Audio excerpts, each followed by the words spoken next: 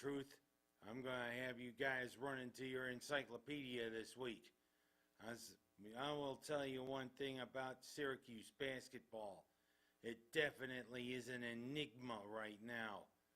I don't know what to think of this team. It just seems as though they put together a terrific performance, like they did against North Carolina. It's their biggest win in 5 years, pretty much. And then they go down to Atlanta. They play Georgia Tech, and they lose to the Yellow Jackets, a team that on paper they should have beaten. Of course, Georgia Tech itself is an enigma. And I mean, to tell you the truth, enigma means you don't know what to make of these guys. They can either be superb or they could be It's kind of what it means around the time of an enigma. Because you know what? That's what this Orange team is as we head down the stretch. And I mean, this week we got North Carolina State tonight, and we've also got Notre Dame on Saturday, a day where they honor Boeheim. Is this enigma going to continue? You got to wonder. We're in the closing stages of the season, Orange. You got to stop being an enigma and start being consistent. As you know what? I mean, if we keep being an enigma, we're not making the NCAA tournament. Heck, the NIT might even pass us over. Quit being an enigma, guys. And I'm going from talking about them to talking about Daytona. Yep, NASCAR held its annual Super Bowl down there alongside the beach. But you know, Mother Nature decided to interfere.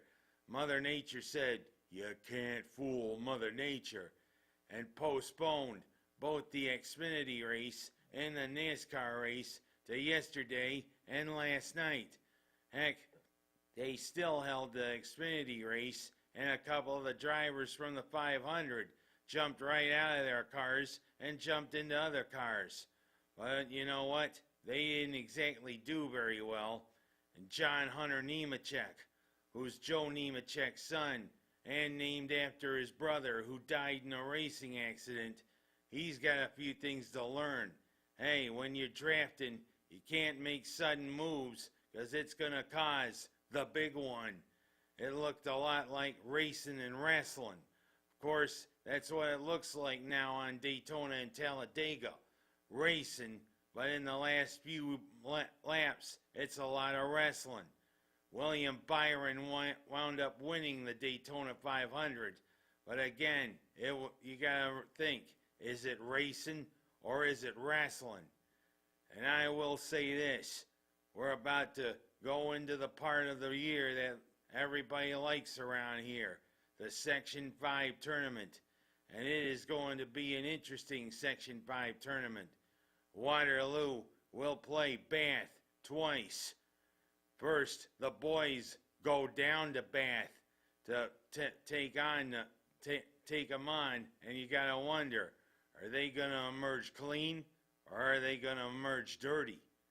That's what you get when you go down to Steuben County's county seat. And also, Bath's girls come up here for tomorrow night to play the Waterloo girls, as Waterloo gets set to defend its state title. Chances of them repeating as state champions, I don't think it'll happen, but you never know with these girls. These girls could rise to the occasion, maybe to the chagrin of Bath, and maybe to the chagrin of Mynderse, whose first round opponent is also from Steuben County, Wayland Cohocton.